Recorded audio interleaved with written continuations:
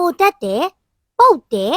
တိုးတယ်စီကြီးစော်နန်းနဲ့ရက်လွန်သွားတယ်ဒီလိုမျိုးအခြေအနေဖြစ်နေတဲ့အစားအစာတွေကိုမစားသင့်ဘူးဆိုတာသိတယ်ဆိုလို့ရှိရင်ဒီစကားလုံးတွေကိုလည်း English လို့မသိသင့်ဘူးလား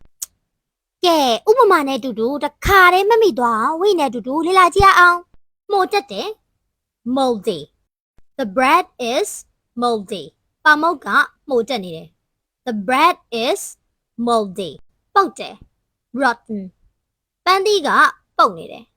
the apple is rotten the apple is rotten တိုးတယ် spoiled no ကတိုးနေပြီ the milk is spoiled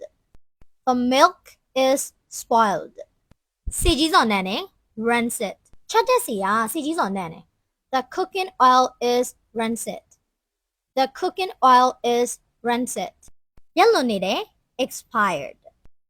ဒီစီတုပ်ဘူးကရက်လွန်နေပြီ this canned food is expired this canned food is expired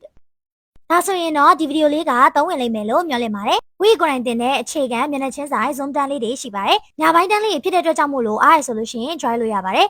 ဆဲဝစားရဆိုရင်တော့ zoom ဆိုပြီးတော့တစ်လုံးနဲ့မှတ်ငယ်ပေးပါကြောင်းပြန်ပေးပါမယ်အားကျေးဇူးများကြီးတင်ပါတယ်ရှင်တတား